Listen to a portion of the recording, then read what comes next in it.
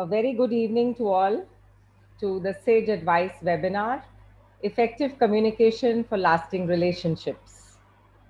Namaste, Sat Sri Akal, Adab, and we are so happy to have you once again on this lovely Saturday evening discussing something that really is a very, very important topic and really matters to each one of us present here today.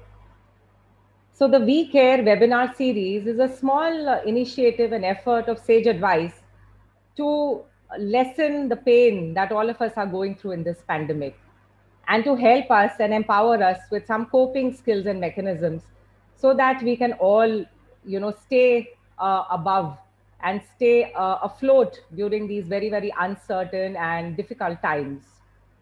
So, Sage Advice, as all of you by now are aware, is an online counseling portal which caters to all kinds of difficulties and situations and problems that people find themselves in, and they want somebody to talk and share. So, Sage Advice, the motive and the mission of Sage Advice is to help people lead better lives. So, we'll just play a small video about Sage Advice for all our viewers.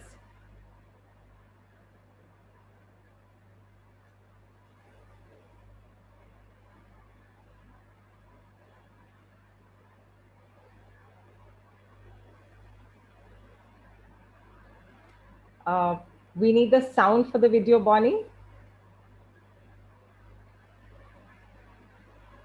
Bonnie, can you unmute yourself? Yeah, sure. Yeah. Experienced counselors available around the clock to listen under Sage Advice for a better life. We are a 24/7, 365 days online counseling portal. We provide wholesome guidance and support to people in times of need. With a panel of qualified and experienced counselors available around the clock to listen, understand, and guide you through, Sage Advice is a social enterprise driven by its vision of a happier society and people leading empowered, richer, and fulfilling lives. We strive every day to help you navigate through life with lesser stress and worry. Our general counseling vertical is very well complemented by wellness and life coaching. Our life and wellness coaches, also available all the time, are constantly inspiring you to strive and to be the best version of yourself. Sage Advice has a core belief that all aspects of human life must function well together, like an orchestra where all instruments are in perfect harmony.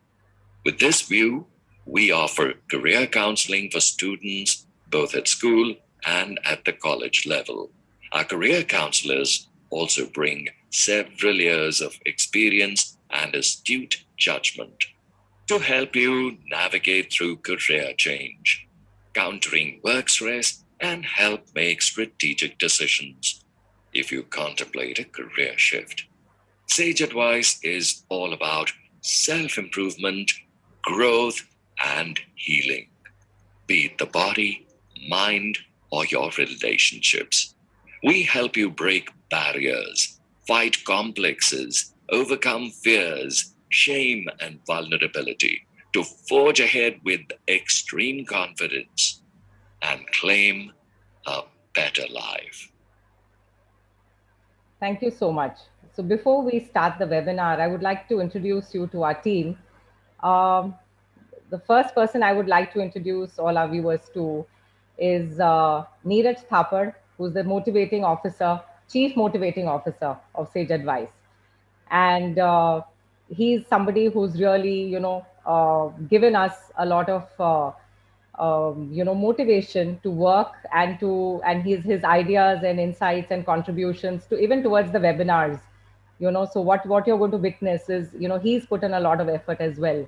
So we have Inderjeet Singh Paintal, who's handling the chat today, and Bonnie Bera, who's going to be handling the back-end administration. And of course, we have Shelly Thakur, a young budding psychologist who's helped us with the slides. So Fasten your seatbelts, everyone, and here we take off on a wonderful journey, understanding and trying and improving our own relationships with our loved ones. Next slide, Bonnie. Here is a small self-assessment for you. So just close your eyes probably as I read the questions out and see if it fits anywhere in your life. Do you have at least one family member or friend whom you have decided to shut out from your life forever because of the hurtful words they communicated with you? Do you recall saying something to anyone close to you which was perceived by that person as hurtful and which resulted in your losing that person forever from your life? Can you think of a time when a conversation ended in an argument or banging doors? Can you think of a time when a conversation ended in deep disconnect, isolation, and or tears? Are you occasionally filled with guilt or remorse over a conversation which ended badly? Or do you indulge in self-criticism over something that you wish that you had said and you come back feeling, oh, why did I not say it like that, so I come back home and then I reflect on what I said, and then I kind of really feel miserable about what I said, and I say, why can't I be more assertive? So if most of the answers for all these questions that I thought of this morning are yes, then ladies and gentlemen, I assure you, you're in the right place and you're going to take away some very, very important lessons from this webinar. Can I have the next slide? So that's my take. Words are not merely words. The spoken word, dear friends, is a trigger. It's so to explain to you what a trigger is, it's something that can generate a huge emotional response in you. So a word can, take you down memory lane, evoke a happy memory, or can be like, it can bring searing pain inside your soul, when you remember something hurtful said to you.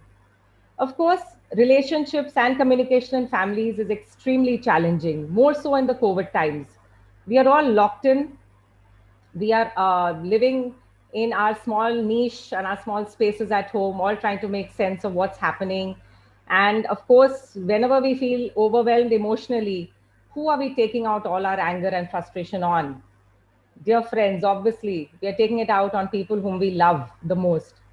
So the pandemic has not merely challenged our physical health, the pandemic has also challenged our psychological and mental health and emotional health, and most importantly, damaged a lot of relationships.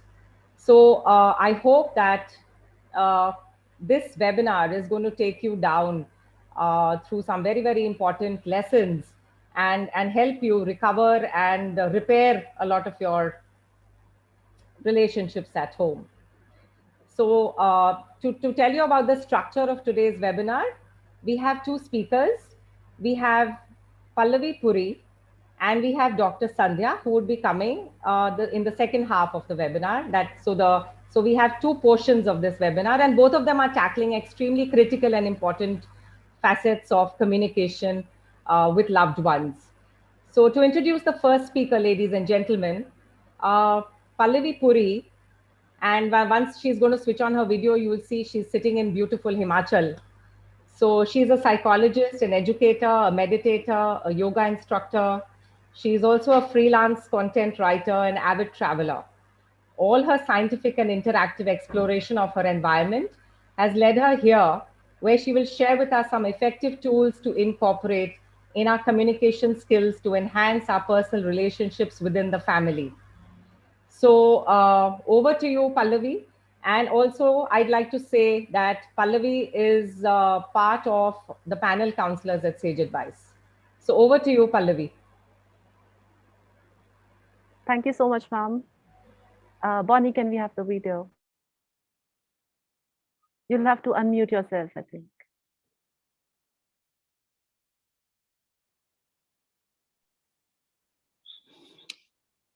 Hey, Leaving the house with the mask too small, huh? In the middle of the day when everyone is out? Plus your nose is short, okay? Do you want people to talk? No, I was just, where did you even get that from? You made it yourself, didn't you? What was wrong with the 5,000 pack I bought from Costco, huh? It's not about how it looks, Mom. You're gonna do everything Geeta Auntie does? You don't go to home score, know what his mom is up to? You know what? Don't worry about it. I'm gonna text and tell him right now. No. I don't care if your glasses fog up. You're gonna go outside, someone's gonna Instagram you. Okay, you're gonna get canceled. You're so mean! Doesn't. I am not a parent. When I sat down to conceptualize for this webinar, I thought long about how there's not a word for an adult child. A child is always a child. My daddy used to tell my father, "Tusi 8 ਸਾਲ ਦੇ ਹੋ 80 ਸਾਲ ਦੇ ਸਾਡੇ ਲਈ ਬੱਚੇ ਰਹਿਣਾ ਹੈ." In Punjabi, it means whether you're 8 years old or 80, I don't care. You're still a child to me. So I am a child. And when I got the invitation to hold you all as an audience, only could I understand that parenting is tough, yes. But do we even have a word for how to child? Important questions are being asked, right? Because truth is, as much as children look forward to being adults, every parent is also, in fact, waiting for their child to grow up. I have worked with children and young adults, mostly in my decade-long career as a psychologist. And I dare to say confidently that the exposure and awareness around, let's say, mental struggles and emotional trauma and childhood wounds, it's so evidently working that today we have such a beautiful group of people here who are proactively working towards self-growth. So I decided to take up a different approach to effective communication for lasting relationships.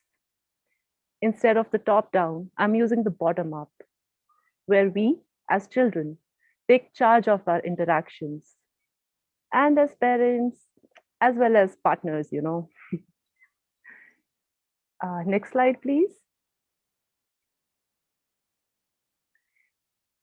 Growing up as the eldest daughter of an extremely orthodox father and a highly compliant mother, पापा जो बोलते थे mummy की हाँ होती थी, और पापा बोलते ही वो सब थे जो 1947 में बाकी दुनिया डिस्कार्ड कर चुकी है. So amongst other social pressures, I often found myself struggling with maintaining my individuality, more so in my own home, mera apna ghar, and I can't be myself. So God knows, even though I feigned indifference, all of their opinions always mattered and weighed. Probably that's where my interest in psychology grew from. I had a realization of the power of the self to begin with. So I knew that if I had my basics in place, it will lead to an easier narration than to be able to enumerate everything that I'm not. While I was still in school, I had understood that math and science would probably lead to unpleasant consequences throughout life. I was at a place where I had kind of consented that math and science is something jo humse na ho payega. So I took a stand there and I chose to be labeled as the black sheep, to be sat down for hours on the lecture on beta engineer ban jao, best rahega, or bas 2 saal aur math or science pad lo, so you can decide. But I had decided. I chose to take that route at that time. I'll tell you more about the coping strategies I used when conversations were most brutal, but let's finish the story. So I passed college and I was now ready for either of the two, marriage or work. That's how things function in our system. Now remember, Orthodox father. So once I bagged myself a job, I decided to convert my 5-year-long relationship into a marriage, to which, whatever the reasons were at that point, my parents denied consent. And to which, again, whatever the reasons, maine bhi baat maan li. Maybe that wasn't the battle I wanted to fight against my parents for. Maybe at another circumstance, I would have taken a stand for the same reasons. Mitch Albom, in his book Tuesdays with Morrie, he emphasized a lot to find what you're meant to do and also find out things that do not matter to you. Often we get into arguments over such small matters within our family. Almira khol di, meri privacy disturb ho rahi hai, chilla diya, my parents don't respect me. Are there a need arises to see within if there are some other stressors that are being displaced by your parents or by yourself also? Or is it really something worthy of your energy and time? and that too at the cost of souring things with your parents. Next slide, please.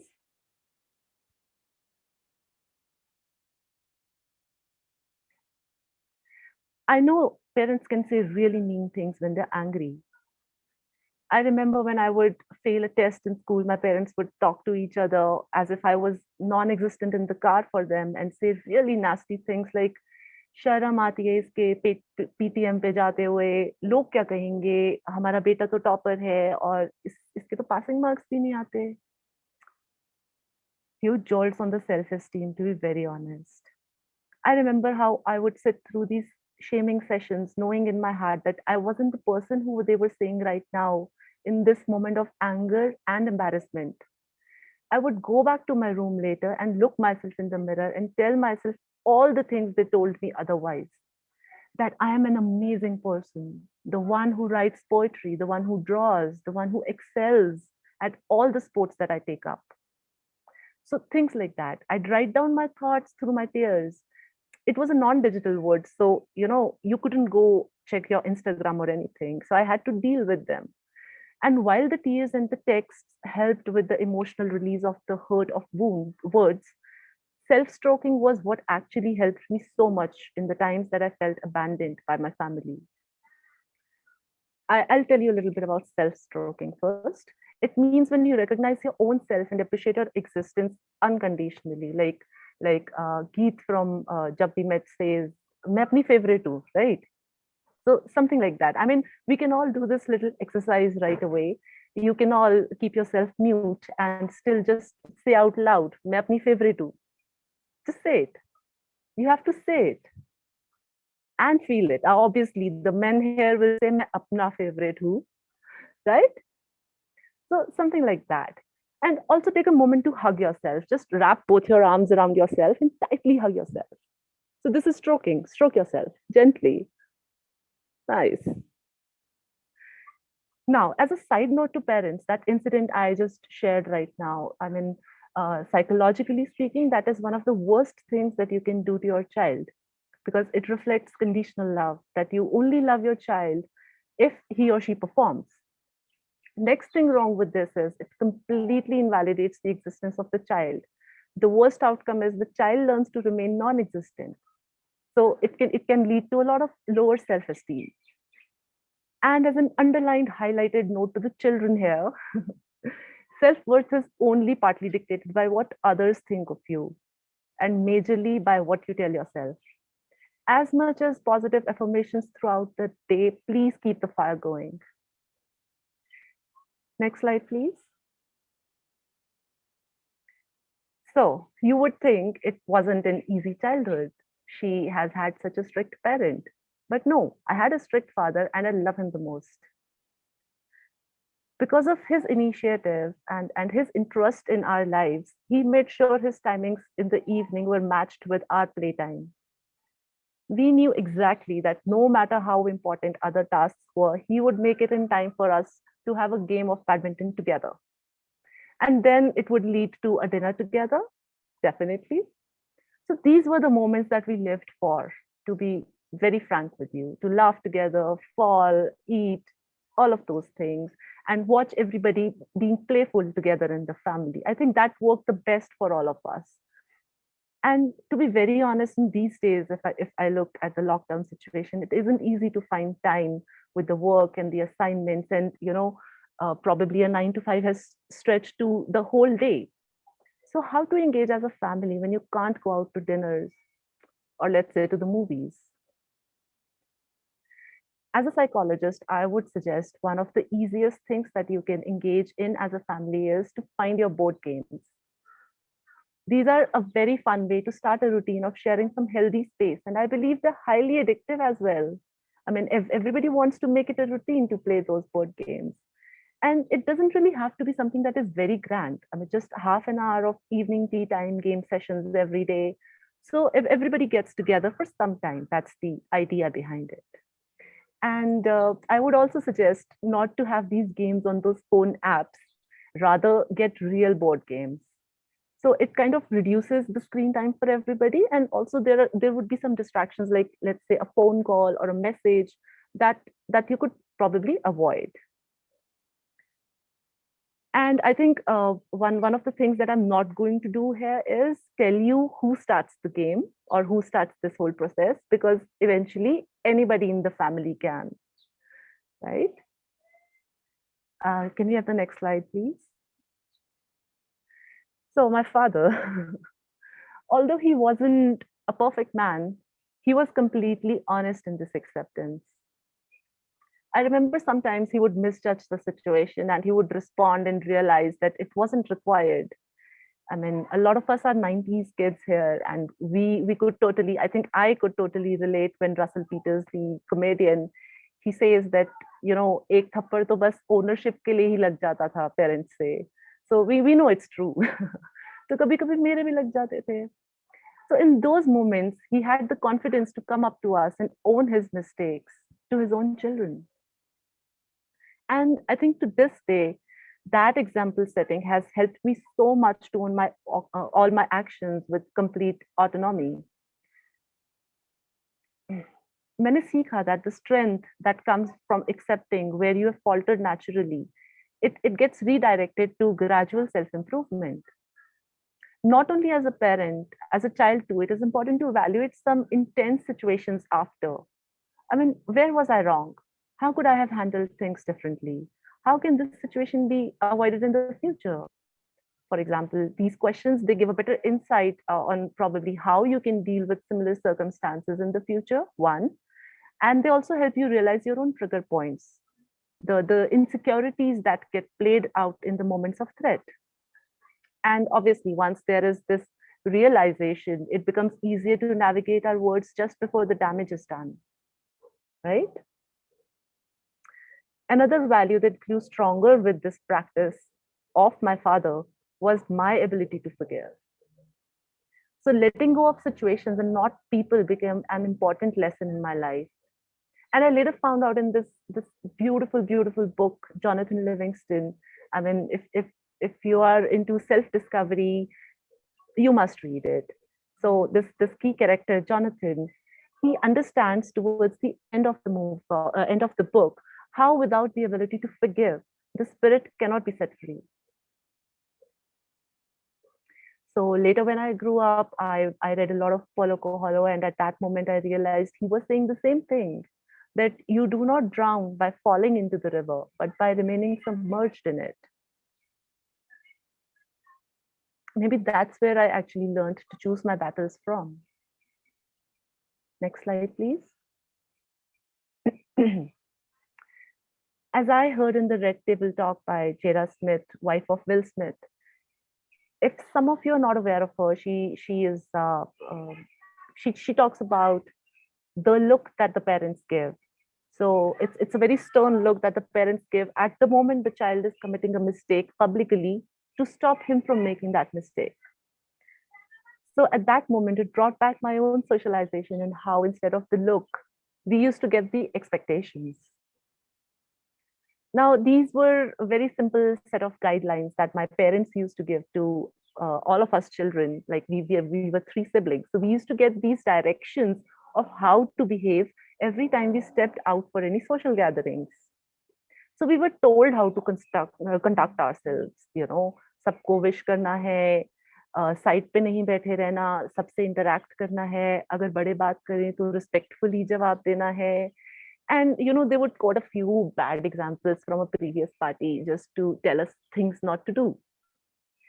And if we followed those guidelines by heart and missed out on the dessert, we would still know that on our way back, he's going to stop at some ice cream corner and get us our pending treats. I think in a way, setting guidelines or communicating expectations prior, instead of giving the look later, is definitely something that worked for all of us. When we grew old enough to have our friends over, I realized that they too understood that the space we needed right now was to grow and be ourselves. I think these were important lessons that we learned about values, to always appreciate the good gestures instead of ridiculing the bad ones. Yes, children can sometimes pick up habits like stealing or telling lies, locking the doors for long, or let's say sitting in the bathroom for too long with their phones. But these behaviors, if you start to understand them, they start off as simple acts of curiosity when they're trying to find out their own Bible of morality. So while children are setting up their own value standards, I think it is more important to reason with them why they would indulge in any act. So this would build an insight within the child as well.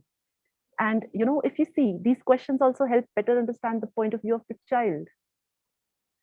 So this author, Stephen Covey, he points out in his book, The 7 Habits of Highly Effective Families, where he states in the 5th habit, seek first to understand than to be understood. I mean, we are always asking other people to understand us. So it's always a better initiative to understand other people's first and then make a space for yourself to be understood.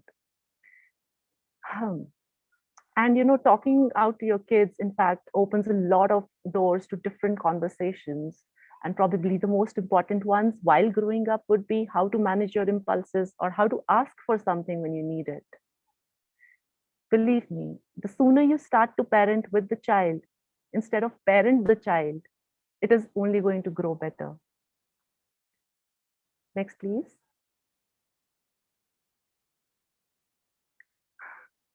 More than I learned from my father, I think there were things that I learned from my mother. She has a very beautiful personality, yet she's very vulnerable. And those were the things that taught me some things not to be. For instance, too compliant. It is important to have your say in conversations when you feel your opinions deflect from what is being said. Of course, the way to say it decides whether it will be accepted or not to a large extent. But a parent who is verbally absent is more so physically absent as well for the child. So when I took up psychology, the first thing I decided to do was to bring my absent parent back, start a dialogue. And as soon as I started those dialogues, I realized that she had her own childhood issues. We all do. And thankfully, by the time she decided to open up, I had a safe space for her by then. It is important to understand that no matter what age, in our most vulnerable moments, we are just living our deepest fears. And that is how we all react differently to the same threat. You see? Yeah. Next, please. I also learned from my mother that touch is a very powerful tool and you can use it as much. Now, the COVID times are already restricting our physical interactions and we are social animals at the end of the day. But I'm convinced that if we can all find enough hugs and backpats within our households, it can go a long way in providing happiness, real felt happiness in these desperate times. I personally still use a lot of hugs to dissolve minor conflicts within my family. And it works with all age groups. Yeah, I mean, just a while back, we did the self hug and we realized the power of self touch. So, yeah. When it comes to how I believe families should function, I am reminded of the last words of Jonathan's teacher in the book, the same book, Jonathan Livingston Seagull. It says, keep working on love. Do that. Next, please. Right. So while I was observing my parents so carefully, I was also observing their dynamics within themselves because I was trying to evaluate the kind of people they are without us, you see. And as a growing girl, I was also learning the standards I could expect later in life and what I'm expected to deliver in terms of my romantic relationships. So this is how, through communication, just listening to other people's communications, also we catch a lot of social cues.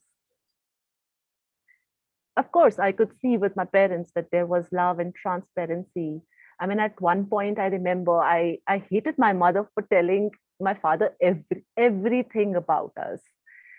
मतलब हम लोग ऐसा हो जाते थे कि आप कुछ तो ऐसा छोड़ दो जो पापा को नहीं बता रहे, सिर्फ मार्क्स मत बताना, ओके? अच्छा पार्टी से लेट हूँ पर पापा से मत बोलना. So all of those things, but as I grew older, I understood how important it was for them to compliment each other not only as parents, but also as partners. So similarly, even with my father, he would write her letters. I mean, there was no technology at that time, na? So only letters. When when he would go out for his business trips, he would only write to her.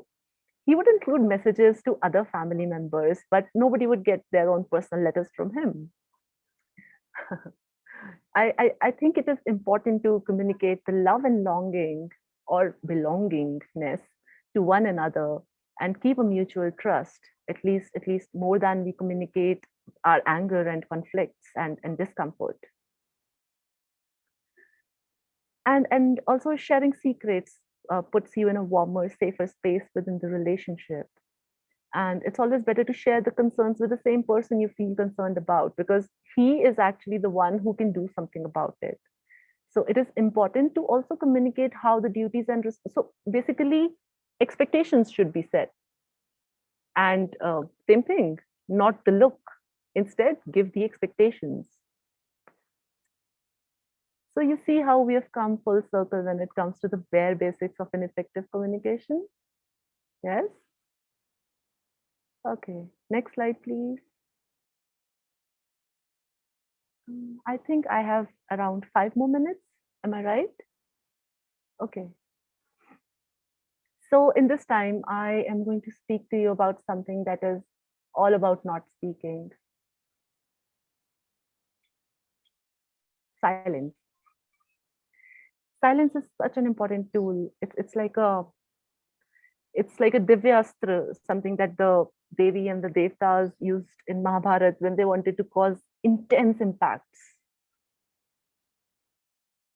So silence is that important to practice in all of your communications, not just personal. But in personal interaction, silence can help to change from a non-effective communication to an effective one. I mean, it can give it an opposite direction. Because why? Why does silence work? It gives everyone involved a chance to reevaluate their stance in the situation and probably come up with a different perspective. But silence has to be a very conscious pause in your thought process to begin with. And it has to be intentionally unhurtful within the conversation. Threatening pauses can mostly lead to more damaged consequences than repair things. But if the pauses are at the right moment, it can diffuse a whole series of bad situations. Silence can sometimes also be for longer duration. Sometimes it lasts for days together, but it must never come with distancing. I repeat, to verbally cease fire, your non-verbal cues must largely reflect your underlying affection. Again, to verbally cease fire, your non-verbal cues must largely reflect your underlying affection. I mean, something like a silent hug, a silent company when someone is crying their hearts out, or a silent nod for acknowledging another's gesture. Indeed, silence is worth 1,000 words. I believe it would be a good idea to process this silence right now as we appreciate its existence and possibilities. Please notice how the communication within our webinar will not stop for the next couple of minutes, even though the words will. Bonnie and Shelley, thank you so much for your help with presenting this thought composition with me. And from here, Sandhya ma'am will resume the session. Bonnie, can you please play the music for us?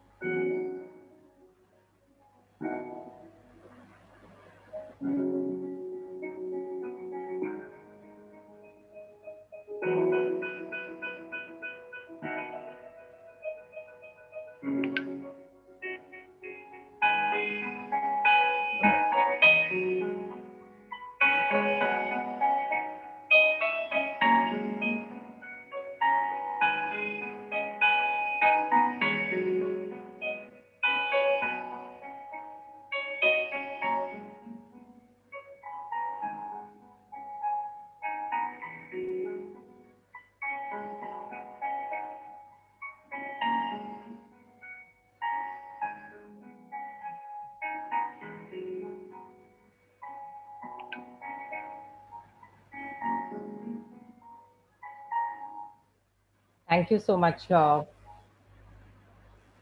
was a wonderful presentation, Pallavi. Thank you so much. So, what Pallavi said makes a lot of sense. That while communicating with family members, one is that it's very important to state expectations and be very clear. So, I was just reading somewhere that at times, even if we want to say a no, we don't say a no, we'd say a maybe. So there's a mixed message that we are giving like that, with such kind of verbal communication. Of course, our non-verbal communication confuses even more. So expectations are best stated very clearly, and you know so another very important takeaway, I think, from what Pallavi spoke was about how you can talk to people without making them feel ashamed of themselves, or even about some things that possibly they've not done right. So making sure that the good feeling remains irrespective of however the situation. So I think that's really something that I've taken away from Pallavi's talk, and thank you so much for that. Of course, there was so much more, and I request all our participants to keep the questions coming, and so we'll take the questions after our second speaker has presented, but kindly let the questions keep coming, please. So our next speaker for the day is another panel counselor with Sage Advice, Dr. Sandhya Kumar Thumsi. She is a multidisciplinary professional with more than 25 years of experience as a doctor, professional counselor, and an academician in Singapore and India.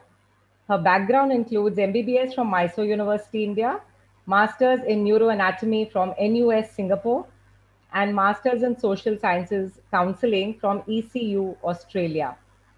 Being a mother to two sons and other life roles has been a great learning curve, and in her, and also about understanding her own relationships. She says that in relationships, love is not enough, and we need to add some things to make love more effective in relationships. She's extremely passionate about mental well being and education, and works very hard to bring that to reality. And Dr. Sandhya is based in Bangalore. So, without further ado, let's welcome Dr. Sandhya. Thank you very much, Pallavi Khannaji. Appreciate your introduction and the chance to be part of this wonderful seminar. And Pallavi, the previous speaker, Pallavi Junior, thank you very much. You really highlighted the concept of how families create children, and the healing journey has to start from within. Only then can it continue in their life. And thank you very much for the respect. I'm sorry, ma'am. That's Puri, Pallavi Puri, not Pallavi Junior. Pallavi Puri Jr., yes. Thank you very much for the respectful silence. And I think that's a very, very important aspect of our lives, because all communication is part of a larger silence in which verbal communication also happens. So my topic right now, if I can have the next slide, please, is, okay, thank you. Yeah. Am I audible now? Am I audible? Yes. Yes, it's better, Dr. Sandhya. Yeah. Okay, good. Thank you. Yeah, and this is a wonderful start to remember. In the beginning, we are silent, and that is a kind of a respectful silence. But as we get into the world, things are not so harmonious many of the times. Right now, in this COVID situation, I would like to move on to the next slide. Yes, thank you. COVID has caused so much of absence of peaceful silence. So many other things have come up. There is so much of noise in that sense that which threatens our harmony within. There are so many faces of COVID. I mean, day in and day out, known faces, unknown faces, so much of suffering, different types of suffering. Some in the numbers are huge. People struggling for oxygen, people, it's a very painful time in the whole history of the world. And there are also very many personal tragedies happening. And this definitely is a time for us to take a minute's pause. This session will just attempt to address certain things. Each of you have unique stories. Some of it is just, seeing it in newspapers. Some of you might have personal histories in the whole thing. So please keep the questions coming. I mean, we are not able in a position to address each one of you personally, but please keep it coming, at least to get the message you're not alone. We are all with you in this. So while we are traversing this difficult journey, let us try and see how can we make it a little less traumatic for ourselves, at least by doing some things that can be actually controlled. So may I have the next slide, please? There is also good, bad, and ugly part of COVID happening. Some things are good. People are recovering too. And, pets are being taken care of. Things that matter to us is coming. We are seeing the good of people too, along with the not so good, because that is life. Life has both. Okay. So what we are going to do is, next slide, please. There are so many things happening. It's been almost 1 year plus. And there's been interpersonal violence has increased, and probably like you, like me, and many of the healthcare people, the COVID volunteers, and even the patients themselves, there's a lot of COVID fatigue. People are just inundated with messages, and not all messages are able to be implemented immediately.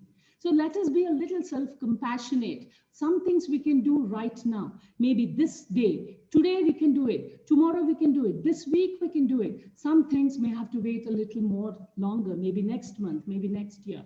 But what we are trying to do is get some skills sharpened so that we can deal with what is happening right now, right in our lives. Next slide, please.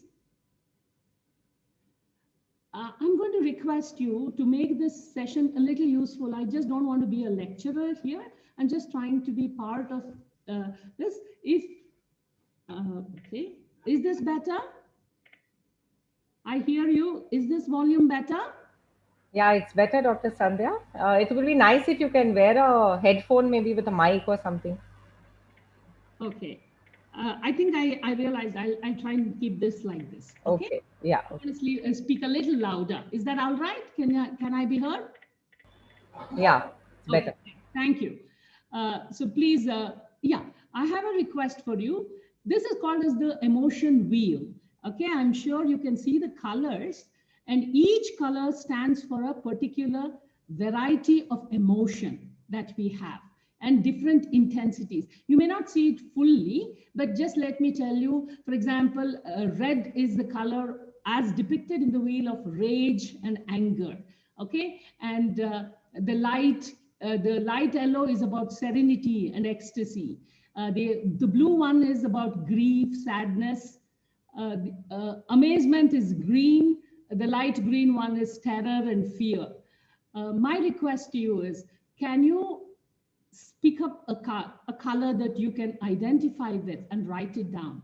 Maybe at least name an emotion. Even if you don't get the color, doesn't matter. You have your own vocabulary of emotion. If you can, please put in a word for your emotion. Just write it down in the chat box. What are you currently feeling right now, right at this particular point of time? Please do write it in the chat box, so with that we get a sense of what's happening for you out there. I'm going to, please continue to respond. Wonderful. Somebody said, thank you. Serenity, quiet, calm. Thank you so much. Joy. Oh, that's lovely. Good. And that's an important thing too. There are so many emotions, and different people are having different emotions. Thank you. The next slide, please. But there are also thoughts. Some thoughts which are really, really tough to deal with. I'm just giving you a couple of scenarios from real life. What is happening outside? It could be like somebody's mother got COVID, and the caller is saying, I don't know what to do.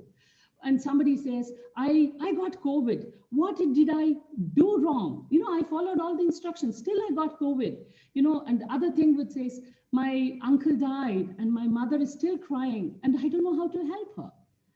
Another person would say that, oh, I got into my university, but you know what? I feel so cheated. I'm just sitting here in a room. I don't get to meet friends. I didn't even get to celebrate my success. I studied hard so much and got a seat, but no value for it. You know, nobody is there to participate in joy for me. That is also painful for the person. You know, there are people saying in that, you know, like, I like my grandfather, but he's really irritating me, you know. And, you know, if you, even if you talk to your friends, some of them don't really get you because they're all immersed in themselves. Everybody is forced to look into only themselves. And very few people are able to reach out and try to look out for someone else. But there are such people in the world. So our job is to find out if we need a helping hand right now, let's reach out. You know, there are different types of problem in the world. For example, someone is saying, my parents are constantly fighting. I can't even get out of the house. You know, I'm stuck here like a prisoner. What do I do? Somebody said, you know, I'm very thankful my father recovered. He's very weak. We are still worried, but at least he's going to live. And another person says, my best friend's father died and I don't know what to tell him. You know, there are different types of concerns happening here. And as we go along the session, I'm just going to request you, pay attention to what is happening for you, within you right now, so that this becomes meaningful. Otherwise, it's just a book of, you know, information which is not going to be of any value to you. You know, you can just read it in a book. Try to make this 15 minutes that we have as useful as possible. Okay, thank you. Next slide, please. Yeah, and you know, people are exploding. You know, they're not able to hold it. It's almost like 100 pressure cookers suddenly exploding all together because emotions are such huge quantity. And everybody is taking it out on each other. At the end of it, when it all gets burnt out, there is a communication breakdown. You know, just like the two souls or the two children around actually being there, but they're not able to connect because communication has broken down. Verbal communication has broken down. And, you know, it could be such a small, silly things. How am I supposed to know you wanted this? Well, I told you 100 times, million times. But he says, I still needed one more time. You know, these are small little things, but they are eroding relationships. It's making people more and more alone when actually being alone is not a good thing. It's not a helpful thing for either recovery or stress relief. Next, please. Am I too fast? Next slide. Yeah. Thank you. Let's get into the reality of what is possible in this world. There are things that I cannot control. For example, you know, what happens about my school? What happens if my loved one gets ill? What happens if I don't get a bed? What happens if the government doesn't allow me to get a vaccination? What happens, you know, if the medicines are not available? There are so many things because it's not under our control right now. A lot of things are not under our control. And most people who are actually very, very, very successful in their lives also find it very difficult to say that this time I'm helpless. I can't do much. And that's not okay. You know, big politicians, big film stars, big moneyed people, even they are not able to get everything that they need. It's not even their wants. People may not get what they need. That is the reality of the outside situation. But there is a little more control within us. For example, what can we do behavioral wise? Can we try to prevent COVID? If we get it, can we try to prevent it? That is the COVID related stuff. But the more important thing is about what we can do with our own feelings, emotions, and behaviors. You know, our thoughts, our emotions, and behaviors. The reason why we are highlighting on that is it is a circle. What we think influences what we feel. And what we feel influences what we do. And feeling, thinking, and behavior are all mixed up together. So if you need some control about your own self, about your own response to the situation, so that you become responsible, at least ability to respond appropriately, instead of just reacting and like, you know, like just kicking out, exploding emotions is not going to help anyone, least of all you. So learning to become responsible, able to respond appropriately is one big thing that can be achieved by effective communications. Next slide, please. You know, first main thing is self-regulation. We need to learn to manage ourselves better. There are not many things others can do for us. Suppose you're isolated, you're in one particular place, your family is in another. There is nothing much than a hope, a word, a communication by phone or for video calls. That is all is possible. So we have to learn to better self-regulate ourselves. We have to learn to self-regulate our emotions, our thoughts, and our behaviors. And sometimes we have learned some faulty coping techniques. Some things, childhood, we picked up some wrong messages. So we may do it in a very wrong way. For example, overeating or over binging on TV shows, doing something which is not going to help you manage yourself. There are different coping techniques. It could be like you try to, talk to a friend, talk to someone you love, try to understand what is the whole purpose of what is happening. Where is the direction? What can I do? At the end of the day, what can I do to make this more livable?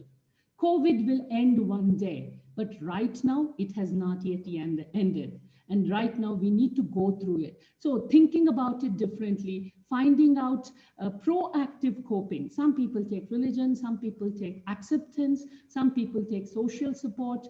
We are trying to find out different ways of managing ourselves and our nervous systems, because our nervous systems have understood there is threat in this environment, physical threat that even so important for us. We have to use our higher brain to make us little more calmer, because then our body will help us to do the right thing, which we need to survive, and not just survive through COVID, but also actually thrive, grow, and become better in our life.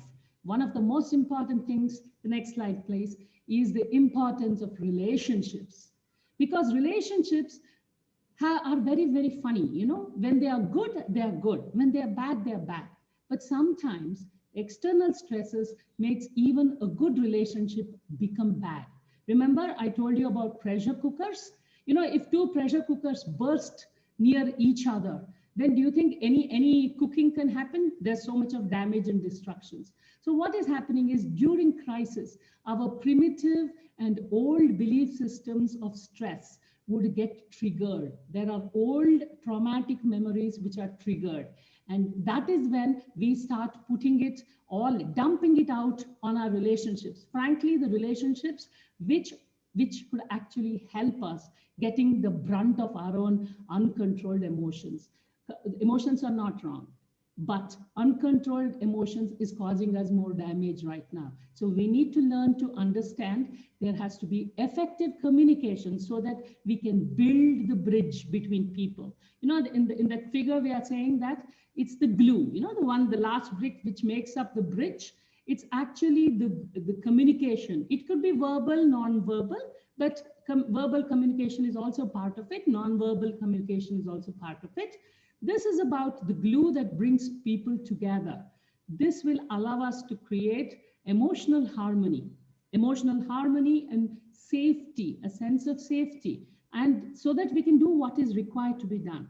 And it also helps us decrease stress and also susceptibility to disease. Or even if someone is going through the physical diseases, they can still allow it with a little more peace, and healthy recoveries can happen when we are less stressed. Biologically also this is proved. Relationships allow people to regulate their bodies, which in turn controls diseases also to a large extent. One thing is, if we are able to be harmonious, we don't need everybody to be harmonious with the relationships at the same time. It can also start with one person. Just like in the tuning fork, if your resonance is good, your resonance will percolate to the others in your life. We are not so strong or big enough to make a whole state or a whole nation calm. But if we can do it within our own small circles, if we can add that resonance of harmony and through effective communications, things will be much better. Next slide, please. One thing we have to do is we have to understand that some relationship rules have to be relearned. We may have to recreate things. You know, there are so many instances, people who have actually emotionally lost touch with each other are still living in the same household. And suddenly you are supposed to be very, very, comfortable with each other.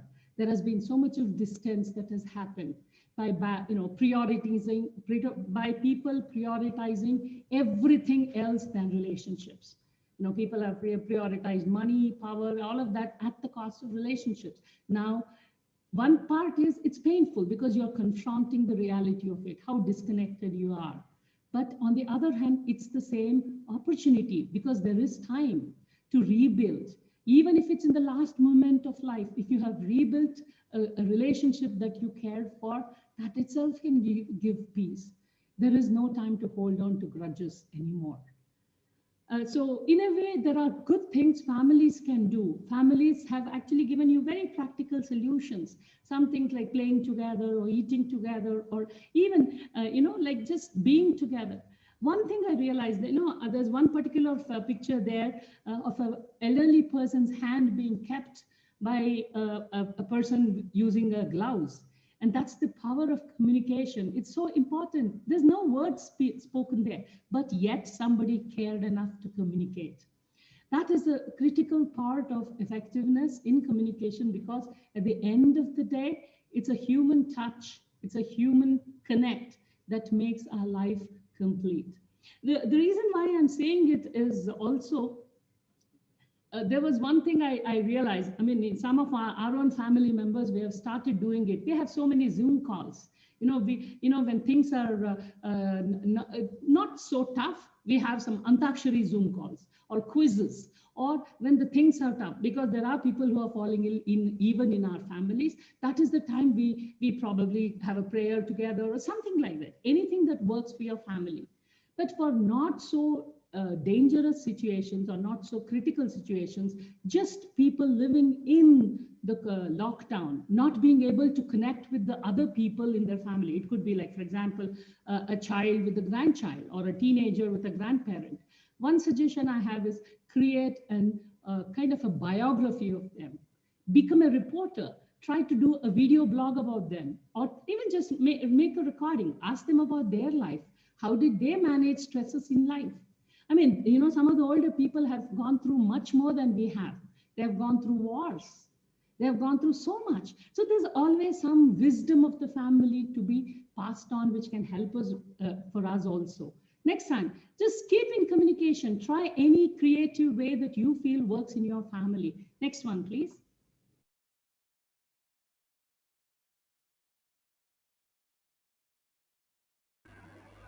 So we seem to have lost Dr. Sandhya.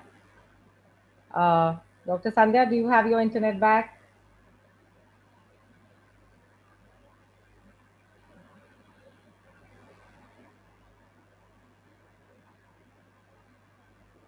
Dr. Sandhya?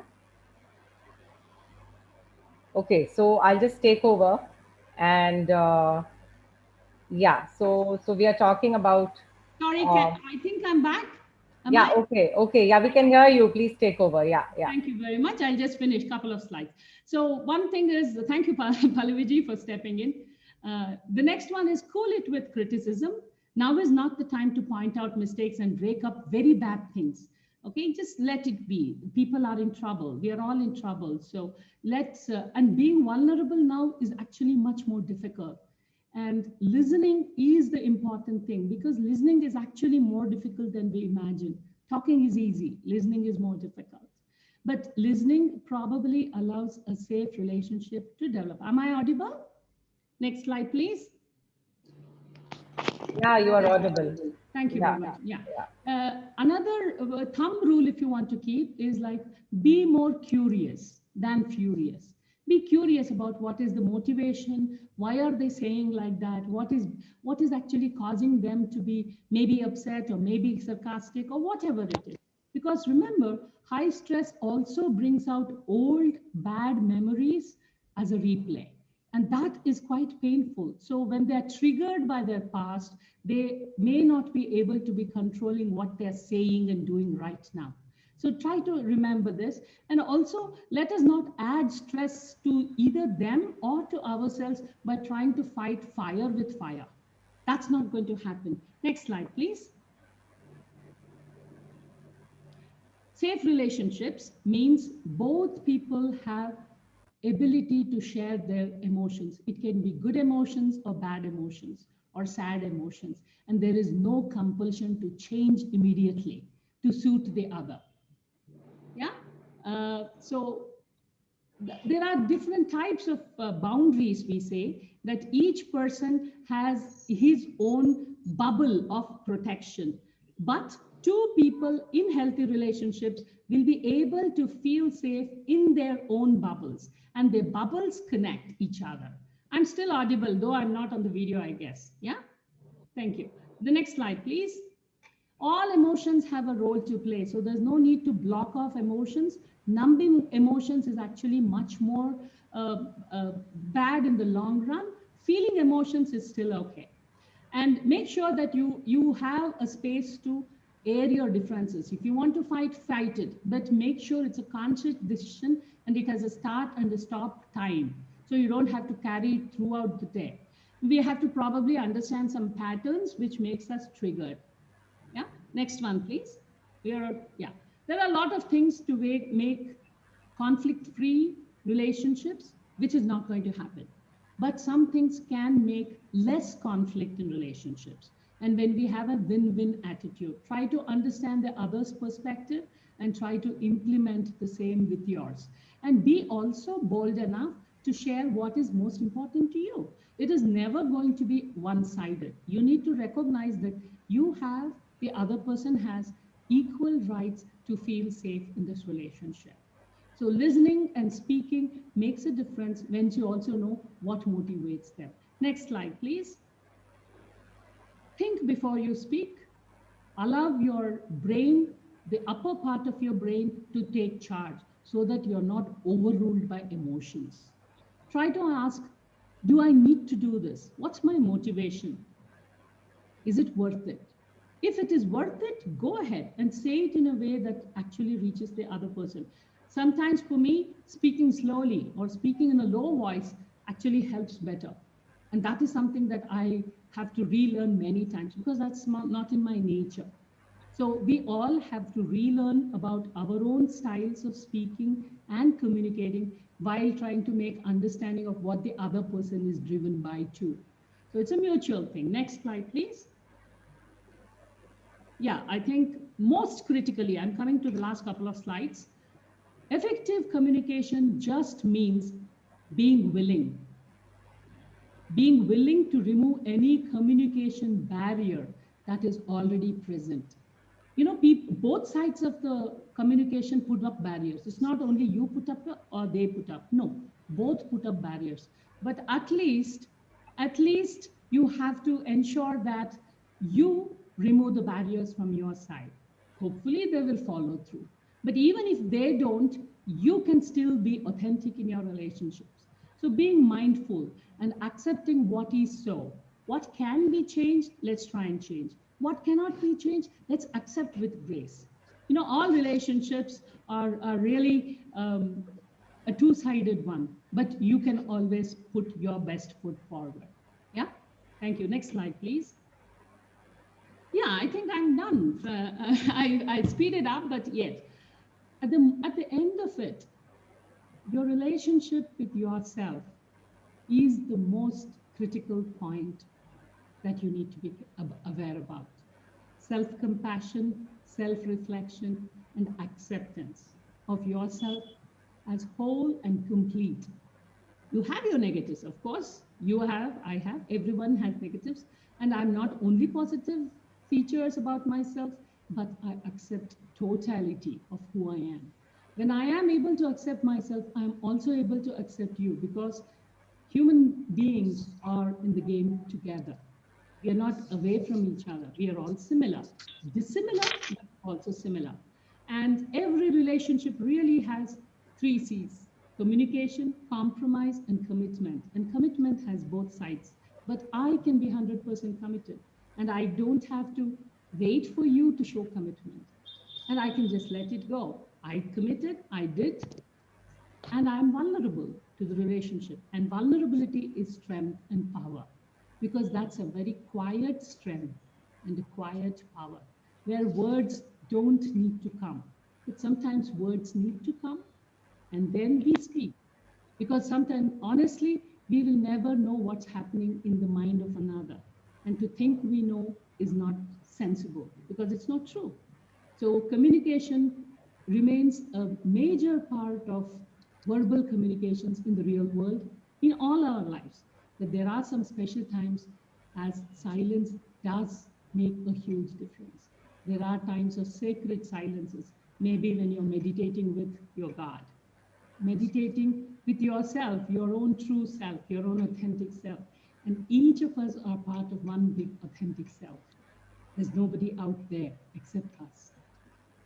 So that's it. So just if you want to take away, effective communication means the ability to suspend communication barriers, the ability or the willingness to transcend your own barriers, and then letting it go, because you should not have a compulsion to communicate the way you want to. That may or may not work. Once it's left into the air, it's like a free bird.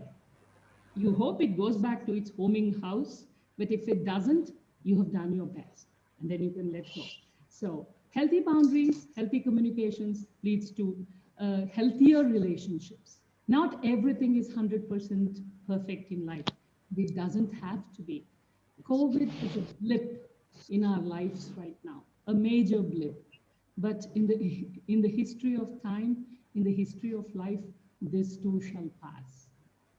Only thing is, let us hold on to each other in harmony, love, and prayer, so that things becomes easier. And we have learned a big lesson from nature's point of view.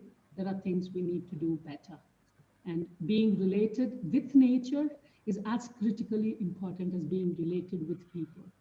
That's all it is. And let us keep our relationship with the whole world. I mean, it's as the Hindu or the Indian philosophy frankly says, Vasudhaiva Kutumbakam, there's nobody out there. So Sarve Santu Niramayaha, let everyone be happy, and may all the tragedies of the world that is happening now subside, let people become peaceful. May there be effective communication within ourselves and within nature around. So may that happen. May there be peace for everyone. Om Shanti, Shanti, Shanti. Peace, peace, peace for everyone. Thank you very much. Thank you very much. Thank you. Thank you so much, Dr. Sandhya.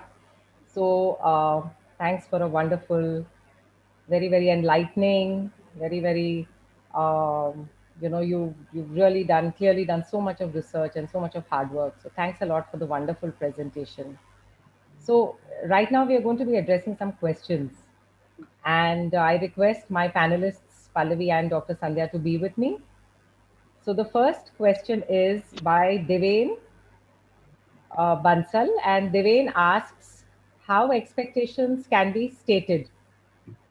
So Devain, just to say that there's a difference between rules and expectations.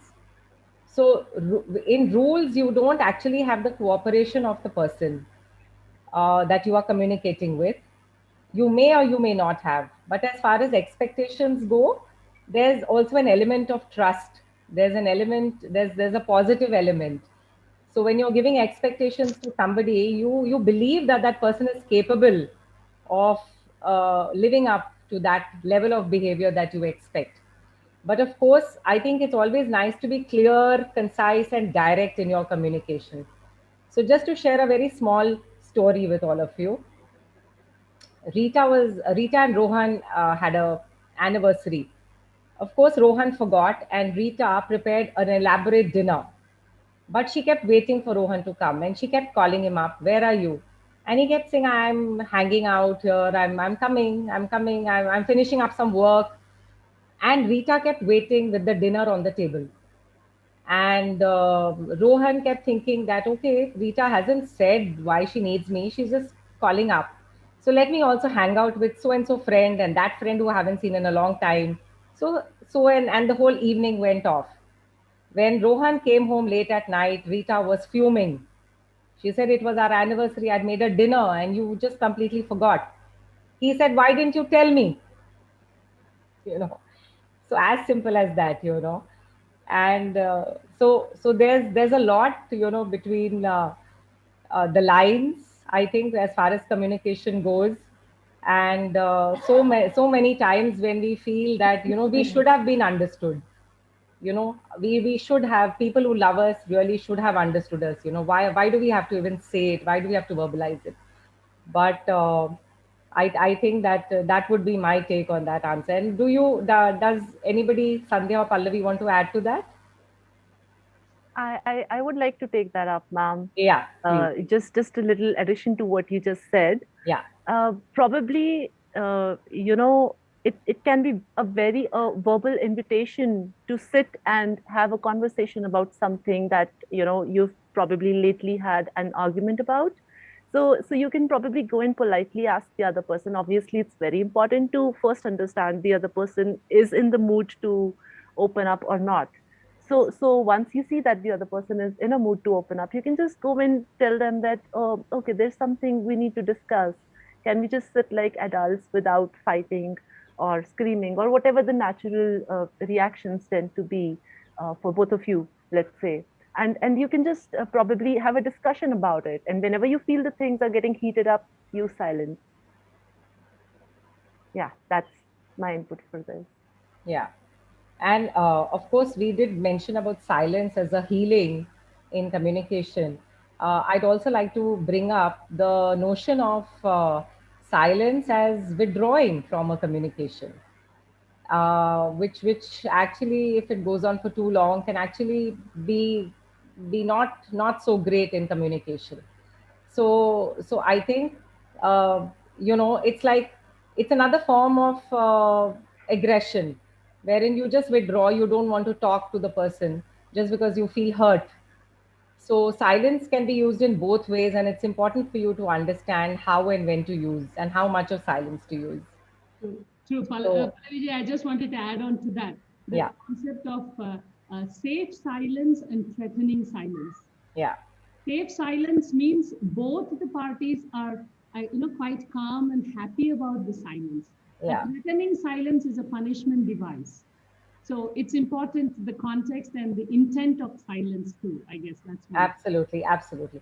Yeah. So I request Inderjeet to please join us and share the questions. Inderjeet, Yeah. can you unmute yourself, please, and read out the questions for the panelists?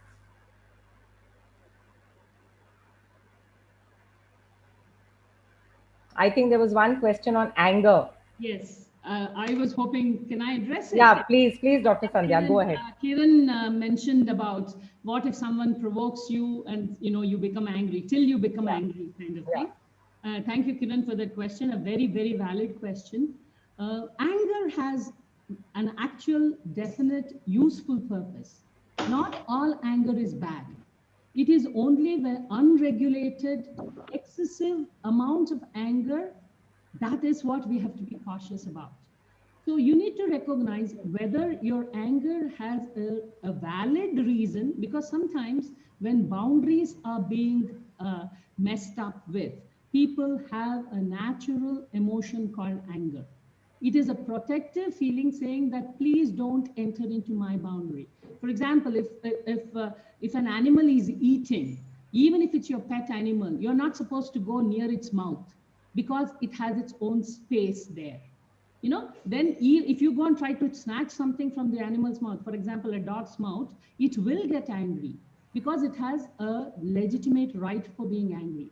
But most of the times we need to recognize, is that a real need of an anger response there, or you are getting angry because of some other factor?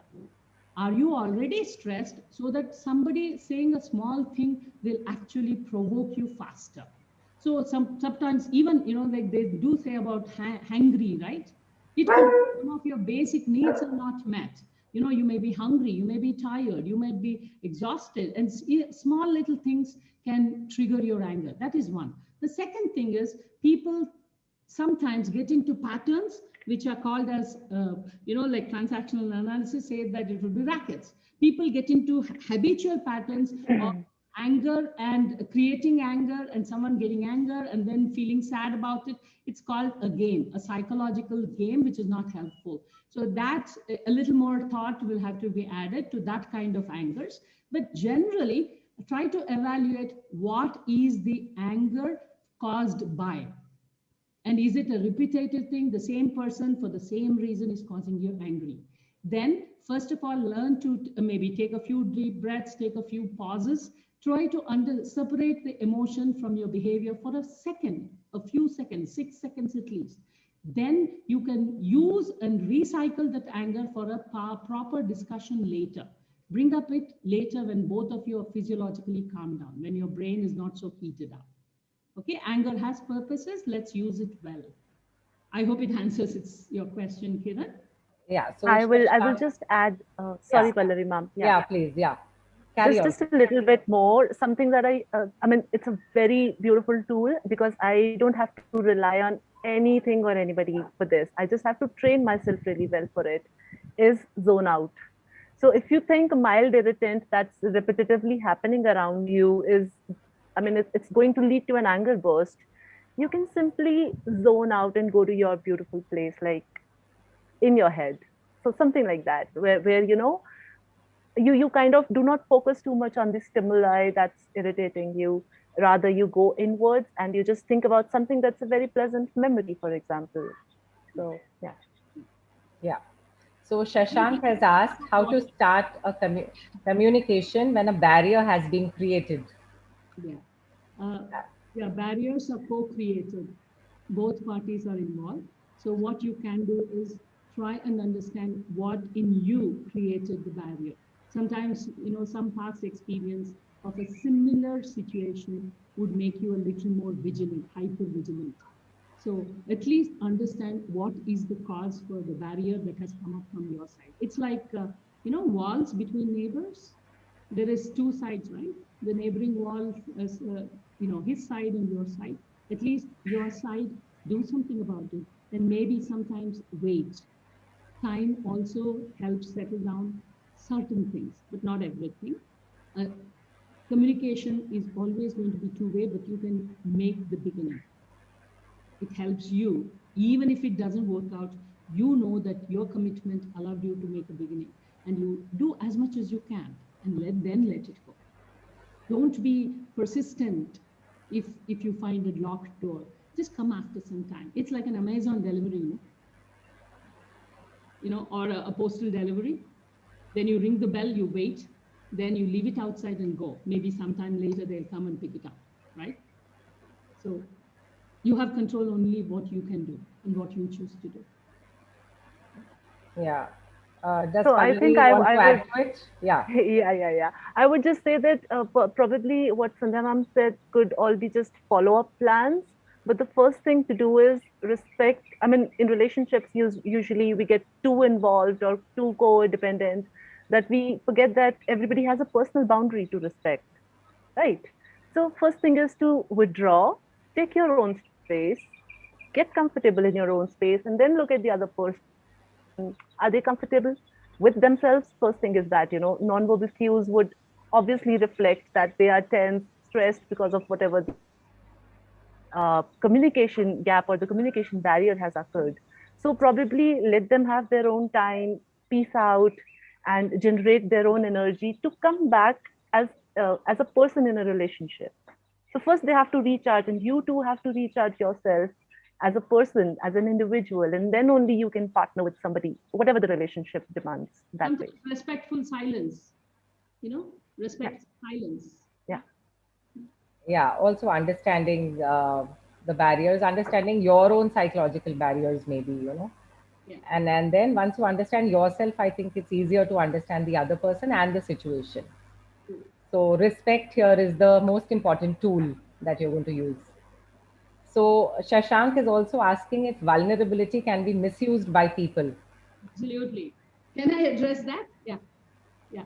Of course, vulnerability is only possible when you feel safe in a relationship. You cannot be vulnerable too soon. You should not be vulnerable too soon. And that is one of the most critical things that relationships have to learn, because when young people think relationships comes by sharing secrets, so you become vulnerable and you share secrets. No, that doesn't work unless you have tested the foundation of your relationship. You're like building the house, you have just put the concrete in. Will you go and start decorating the house inside? Will you start setting up kitchen and TV? No. You wait for the concrete to dry up. Then you have your plastering and everything to happen. So give it some time. Vulnerability needs to come up when you're safe in the relationship. Don't get vulnerable too soon. Just wait. If a relationship is worth the vulnerability that you bring in, it is worth waiting to build. There is no hurry. If the person is there waiting and ready for the relationship, you will know. So don't hurry with vulnerability. There are people who can misuse it. That happens in abusive relationships. Vulnerability can be misused. So you need to be sensible even when you're being vulnerable. Vulnerable is openness. It's not stupidity. Yeah. Great. Yeah, great. I think that was a wonderful answer, Dr. Sandhya. Thank you. So there's a last question probably, or Indrajit can correct me. The last answer is from Ritika. The question is from Ritika Mahajan, who says, anger leads to an option of being silent. If the silence prolongs for long, it's very difficult to break the icy cold silence, and breaking that silence is a challenge. Is there any way to end it? Start with small talk. Did you have tea? If you've had an argument with your mom, just go to her at about 4 or 5 p.m. and just ask her, did you have your evening tea? No? Okay, I'm making myself coffee. Do you want some? And then go with a sandwich with it, or probably just some cookies, and sit with her. Obviously, she would be tense. I mean, as a parent, or as another person who feels hurt, probably I would also be withdrawn for a bit, and it would take me time to open up. But as somebody who understands the self and wants to create a better effective communication, I would start with other dialogues about, let's say, a gossip about a neighbor, or something that's very fun or interesting for her to talk about, and then get the conversation going from there. Yeah. So I think, that was really good strategies, Pallavi, that you gave. And my little bit here would be that I think let's not extend the silence for too long, and don't stretch it for too long, and especially when parents do it with children, children tend to feel very threatened. So I think that's something that we need to be a little mindful of. How much of silence are we using, especially the threatening one and the angry one? Absolutely, because I think parenting is one relationship, especially parenting small children, 0 to 6, 0 to 8. That is the time when your adult weapons should not be used. It's too much for children. So better, better go back to loving the child. Even if you want to say a few things, don't keep adult defenses against children. Not helpful. Okay. Yeah. Thank you very much. Are there any questions we've missed? Okay, so yes, please do reach out to Sage Advice for any more questions that you may have. And so can we have our Insta handle and our other handles, Bonnie? Do we have that slide? Everyone can search Sage Advice. Okay, yeah. So sageadvice.in, www.sageadvice.in. Please reach out to us and we would be happy to answer all your queries. So till our next webinar. Yeah, I just wanted to say a big thank you first, Pallavi Khannaji. Thank you very much, Pallavi Puri, and all the team.